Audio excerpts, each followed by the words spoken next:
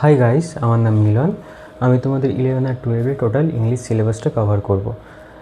পরের দিনই হচ্ছে তোমাদের 11-এর যে প্রথম কোর্সটা আছে তোমাদের সিলেবাসে অ্যান অ্যাস্ট্রোলজিস্ট ডে, তার ভিডিওটা পেয়ে যাবে। কিন্তু তার আগে তোমরা যেহেতু হচ্ছে ইন্ডিয়ান ইংলিশ লিটারেচার সম্বন্ধে পড়ছো, তো তোমাদের এই সম্বন্ধে একটা হচ্ছে কি ব্রিফ কনসেপ্ট রাখা দরকার। তো এখনকার পড়াশোনাটা প্রচণ্ড সারফেসিয়াল হয়ে গেছে, কেউ ডিপেই ঢুকতে চায় না। তাই আমরা ইংলিশ পড়ছি, তো এই যে ভারতীয় ইংরেজি সাহিত্য, এইটার যে বিকাশটা, এই যে ডেভেলপমেন্টটা, এইটা সম্বন্ধে আমরা একটু জেনে নেব। এইবার কি তোমাদের যে 11-এর প্রথম লেখকটা আছে আর কে নারায়ণের এই যে ইন্ডিয়ান ইংলিশ লিটারেচারের বিবর্তনে ভূমিকাটা কী। এবার তোমাদের সিলেবাসে 12-এ যখন উঠবে তখন তরু দত্তও আছে, তো এরা কোন পর্যায়টায় পড়ছে, এদের ভূমিকাটা কী, সেই সম্বন্ধে আমরা একটু জেনে নেব। তো ইন্ডিয়ান ইংলিশ লিটারেচারের যে বিবর্তনটা, এটা সম্পূর্ণভাবে এই যে ট্রান্সফরমেশন, এটা কিন্তু সোশিও পলিটিক্যাল চেঞ্জের মাধ্যমেই আসছে। আজ থেকে প্রায় 200 বছর আগে যখন ইংরেজরা ভারতে প্রথম উপনিবেশ স্থাপন করে 1757 খ্রিস্টাব্দে পলাশির যুদ্ধের পর, তো তখন এরা বাংলার পুরো রিজিয়নটা পায়নি, এরা কিছু কিছু রিজিয়ন পেয়েছিল। যেমন হচ্ছে কি নর্থ 24 পারগানাস, তারপর হচ্ছে ওড়িশা, বিহার, এদের ছোটোখাটো জায়গার হচ্ছে কি বিনা শুল্কে বাণিজ্য করার অধিকার পায়। তারপর 1764 খ্রিস্টাব্দে ইস্ট ইন্ডিয়া কোম্পানি প্রায় টোটাল রিজিয়নটারই অ্যাক্সেস পায়। তো এরপর এরা অ্যাডমিনিস্ট্রেশনের কাজের জন্য, এদের মেন অ্যাপ্রোচটা ছিল এমন যে অ্যাডমিনিস্ট্রেশনের কাজের জন্য ভারতীয় সমাজকে ইংরেজি শিক্ষায় শিক্ষিত করে তোলা দরকার হয়ে পড়েছিল।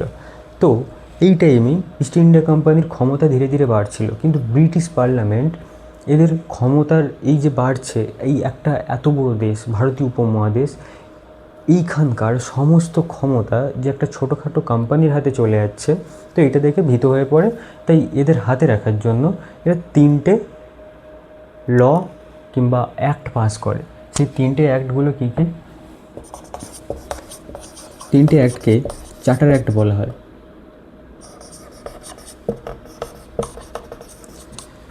3টে অ্যাক্ট কবে কবে পাস হয়? 1793 খ্রিস্টাব্দের একটা চার্টার অ্যাক্ট, 1813 খ্রিস্টাব্দের একটা চার্টার অ্যাক্ট, আর কি 1833 খ্রিস্টাব্দের একটা চার্টার অ্যাক্ট।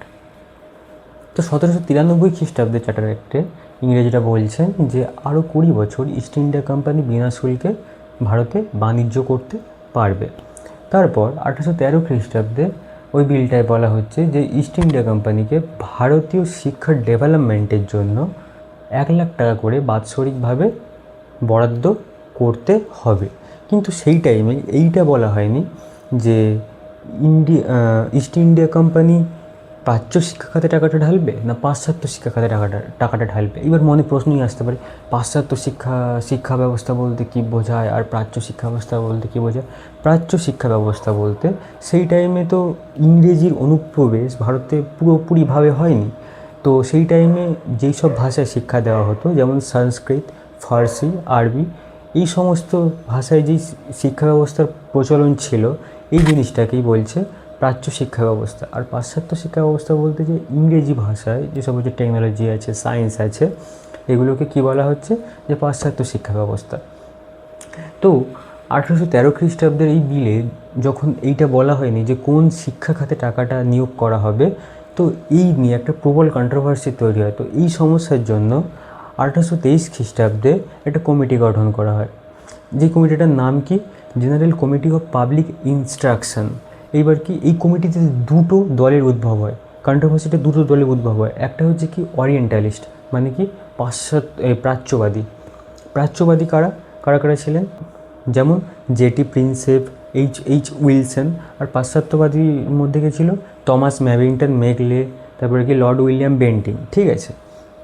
এরপর 1830 খ্রিস্টাব্দের যে বিলটা পাস 33 খ্রিস্টাব্দের যে বিলটা পাস হয়, সেই বিলে প্রথম লর্ড উইলিয়াম বেন্টিং ভারতের গভর্নর জেনারেল হয়। আর এনারই যেই অর্থমন্ত্রী হয় তার নাম হচ্ছে কি থমাস ব্যাবিংটন মেকলে। এরপর কি এরা যেহেতু অ্যাংলিসিস্ট ছিল তাহলে তোমরা বুঝতেই পারছো, মানে এই 33 খ্রিস্টাব্দের বিলে যে হচ্ছে পাশ্চাত্য খাতে টাকাটা ঢালা হবে সেইটা কি সলিডিফাইড হয়। তারপর এরা 1835 খ্রিস্টাব্দে এই থমাস ব্যাবিংটন মেকলে একটা কী করেন, একটা পলিসি পেশ করেন যেটাকে কি বলা হয় মেকলেস মেরিট। তো কি যেই পলিসিতে বলা হয় কি ডাউনওয়ার্ড ফিল্টারেশন থিওরির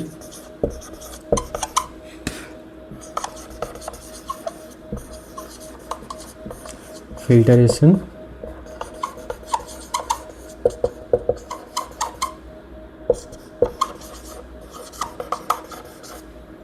থিওরি, এই থিওরিতে মানে এই চুঁইয়ে পড়া নীতি, এটাকে বলে কি চুঁইয়ে পড়া নীতি। এই চুঁইয়ে পড়া নীতিতে কী বলছে যে কি সমাজের ইলাইট গোষ্ঠীকে যদি আমরা ইংরেজি শিক্ষায় শিক্ষিত করতে পারি তবে এদের মাধ্যমেই সমাজে যারা নিচু শ্রেণীর মানুষ আছে তাদের কাছে ইংরেজি শিক্ষাটা চলে যাবে। এটাকেই বলে চুঁইয়ে পড়া নীতি। এরপর বিভিন্ন হচ্ছে ন্যাশনালিস্ট, পলিটিক্যাল ম্যানিফেস্টো, সুভাষচন্দ্র বোসের বিভিন্ন চিঠিপত্র, গান্ধীজির বিভিন্ন চিঠিপত্র কিংবা লেখিকারা নিজের মনের ভাব প্রকাশের জন্য ইংরেজি ভাষাটাকেই বেছে নেয়। ঠিক আছে, এইভাবে ধীরে ধীরে মানুষের মানে সমগ্র ভারতের জনচেতনায় ইংরেজি ভাষার প্রচলনটা শুরু হয় আর এরা কি লিটারেচার লিখতে আরম্ভ করে। ইন্ডিয়ান ইংলিশ লিটারেচারকে যদি আমরা নিরীক্ষণ করি তবে কিন্তু এর হিস্ট্রিটা বেশি বছরের পুরানো না, মাত্র 200 বছরের পুরানো। স্কলাররা ইন্ডিয়ান ইংলিশ লিটারেচারকে মেনত কটা 4টে ভাগে ভাগ করেছেন। প্রথম ভাগটা কি দ্য প্রি ইন্ডিপেন্ডেন্স পিরিয়ড,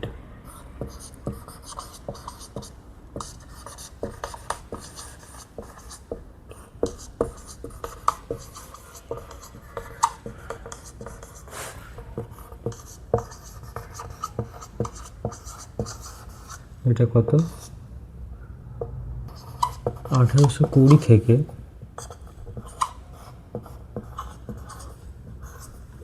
1900।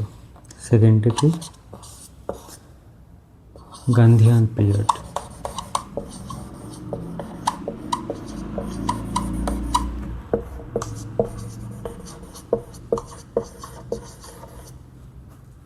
যেটা কত 1900 থেকে 1947। থার্ডটা কি পোস্ট ইন্ডিপেন্ডেন্স পিরিয়ড,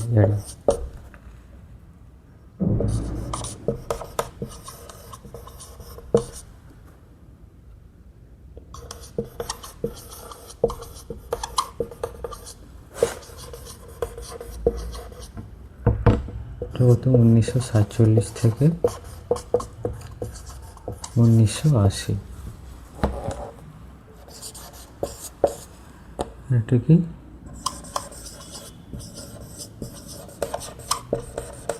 মডার্ন এরা। মেনত এই 4টে ভাগে ইন্ডিয়ান ইংলিশ লিটারেচারকে ভাগ করা যেতে পারে। প্রথমটা দ্য প্রি ইন্ডিপেন্ডেন্স পিরিয়ড, যেটা স্বাধীনতার আগে। এই পিরিয়ডে যে সমস্ত লেখকগুলো ছিল সেই সমস্ত লেখকগুলো কে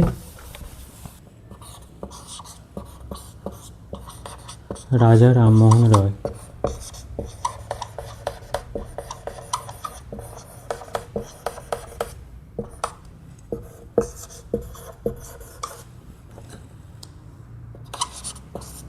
সেখান থেকে বঙ্কিমচন্দ্র চট্টোপাধ্যায়,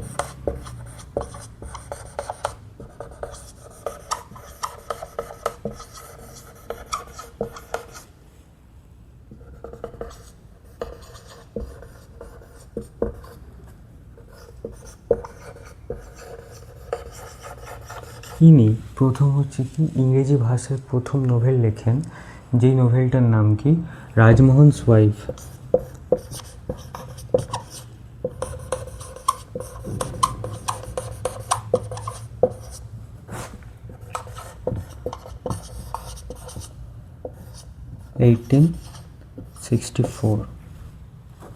তারপর কে আছে লাল বিহারী দে আছে,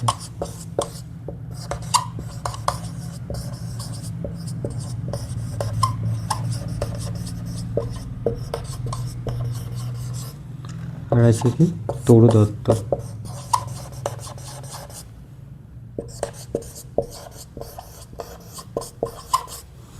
ঠিক আছে। মেনত এই চারজন লেখক, আরেকজনের নাম আছে, তিনি হচ্ছেন কি মাইকেল মধুসূদন দত্ত।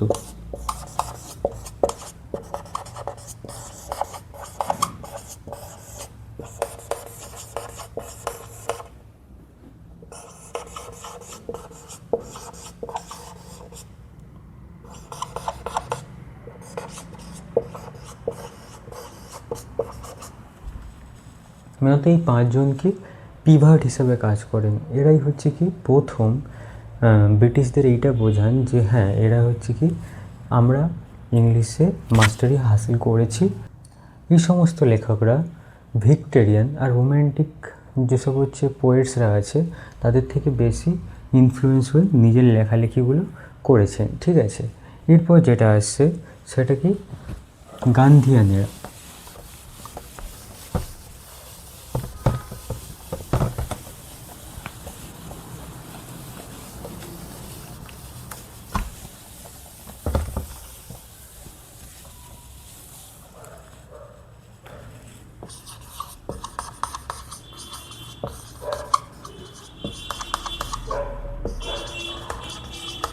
গান্ধিয়ান এরার মধ্যে বিগ থ্রির উদ্ভব হয়, যারা কি এই যে ইন্ডিয়ান ইংলিশ লিটারেচারকে একটা বিশ্বের কাছে একটা সম্মানজনক জায়গায় নিয়ে যান।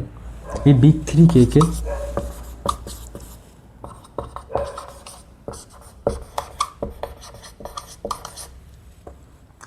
একটা হচ্ছে কি আর কে নারায়ণ, যার লেখা আজ আমরা পড়ব।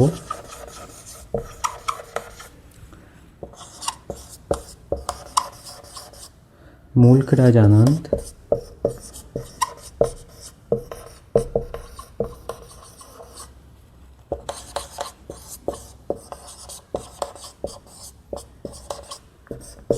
রাজা রাও। ক্লিয়ার? যদি আমরা আর কে নারায়ণের লেখার স্টাইলটা দেখি তাহলে ইনি কী করেছেন, যে সাধারণ মানুষ যে হচ্ছে দৈনন্দিন জীবনের রেখাচিত্র এনার লেখায় ফুটে উঠেছে। অন্যদিকে মুল্ক রাজ আনন্দের যে লেখাগুলো ছিল সেগুলো হচ্ছে বেশিরভাগ পলিটিক্যাল লেখা, মানে কি রেসিজম, তারপর হচ্ছে কাস্ট, প্রভার্টি, তিনি এইসব বিষয়বস্তুগুলোকে নিয়েই বেশি লিখেছেন। আর রাজারাও যিনি ছিলেন তিনি লিখেছেন কি মেটাফিজিক্স আর কি ফিলোসফি নিয়ে বেশি লিখেছেন। এরপর কি আসছে, দ্য পোস্ট মডার্ন এরা।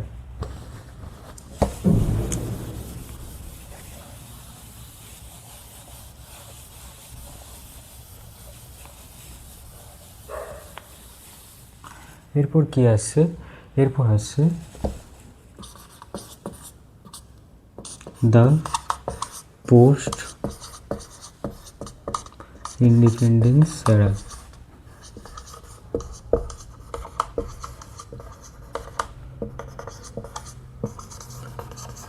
এইখানে দুজন উল্লেখযোগ্য লেখকের নাম কামালা দাস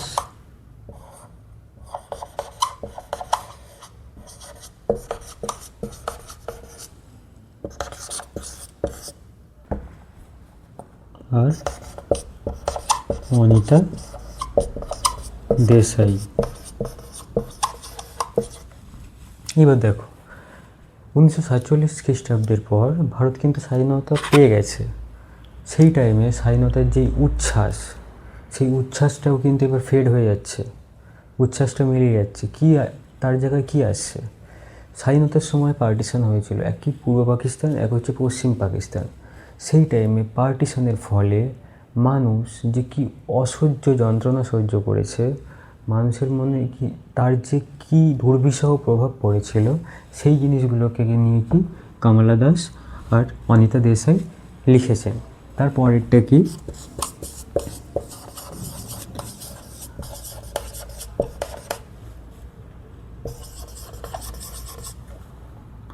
এখানকার একজন লেখিকার নাম হচ্ছে কি অরুন্ধতী রয়।